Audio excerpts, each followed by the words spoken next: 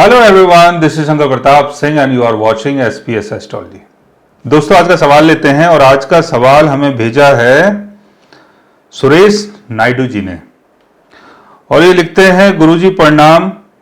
गुरुजी, अभी जो गोचर में शुक्र अस्त भी है और नीच भी है और नीच भंग भी है, तो क्या हमें नीच भंग रिजल्ट मिलेगा या फिर नहीं? कृपया विस्तार से बताइए गुरुजी। यानी गोचर में शुक्र जो है वो अस्त भी है, यानी सन के बहुत क्लोज है, और नीच राशि में भी बैठा हुआ है, और इसके साथ जो प्लेनेट बैठा हुआ है उसके कारण नीच भंग हो रहा है। यानी शनि अगर अपने एक्सिलरेशन में है, सॉरी शनि नहीं, अगर मरकरी की प्लेसमेंट अगर इसके साथ होती है तब इसका नीच भंग हो सकता है।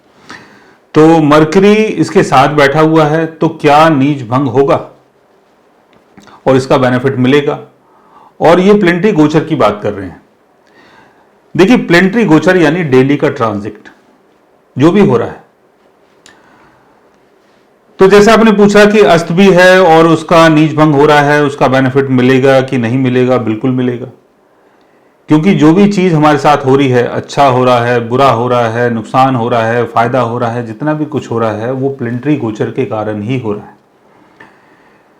और हमारा जो बर्थ चार्ट होता है, हमारे बर्थ चार्ट में जो भी प्लेनेटरी पोजीशन होती है वो ये बताती है कि कब कब आपके साथ क्या क्या होगा। यानी वो चीज बिल्कुल श्योर है जो आपके साथ होनी है। यानी जैसा बर्थ चार्ट आप लेके आए हैं और जैसा उसमें प्लेनेटरी योग बना हुआ है, वो चीजें आपके जीवन में घटित होंगी, और जब जब उनकी दशा चलेगी तब तब वो चीजें होंगी। लेकिन जो भी चीजें होंगी उसके लिए प्लेनेटरी गोचर का होना बहुत जरूरी है। अगर प्लेनेटरी गोचर नहीं होगा तो हम सारे लोग निर्जीव हो जाएंगे, कुछ कर ही नहीं पाएंगे।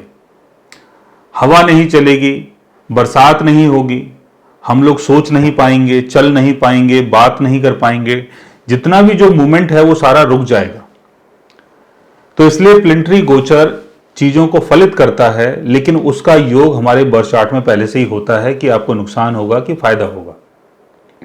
तो प्लेनेटरी गोचर में अगर कोई ग्रह अस्त हो रहा है, तो आपने देखा होगा कि जब शुक्र और बृहस्पति जब अस्त हो जाते हैं तो उस टाइम शादियां नहीं होती।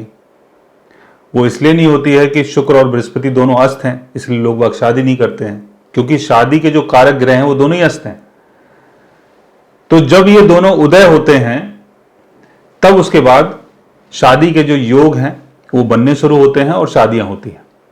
और अगर किसी के बर्थ चार्ट में ऑलरेडी जुपिटर अपने कंबशन में है या वीनस अपने कंबशन में है, राहु शनि केतु के साथ बैठा हुआ है, तो कई बार शादी भी नहीं होती है, क्योंकि दोनों जो प्लेनेट हैं वो कंबस्ट हो गए।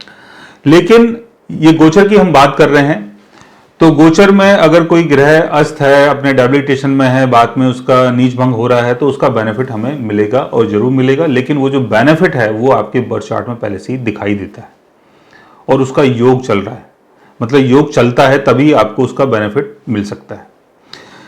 तो क्वेश्चन बहुत अच्छा था सुरेश जी का, और हम उम्मीद करते हैं कि आगे भी आप अपने ऐसे क्वेश्चन भेजते रहेंगे ताकि हम उसके ऊपर अच्छी अच्छी वीडियोस बनाते रहें।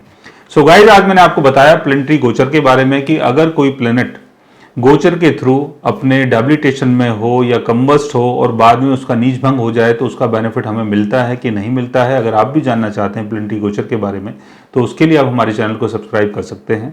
और अगर आप हमसे बात करना चाहें, कंसल्ट करना चाहें, पर्सनली हमसे मिलना चाहें, तो आप हमारी वेबसाइट के थ्रू, हमारे ऐप के थ्रू हमसे मिल भी सकते हैं, बात भी कर सकते हैं, और गाइज आप हमसे कंसल्ट भी कर सकते हैं। So guys, take care, love you all and good bye.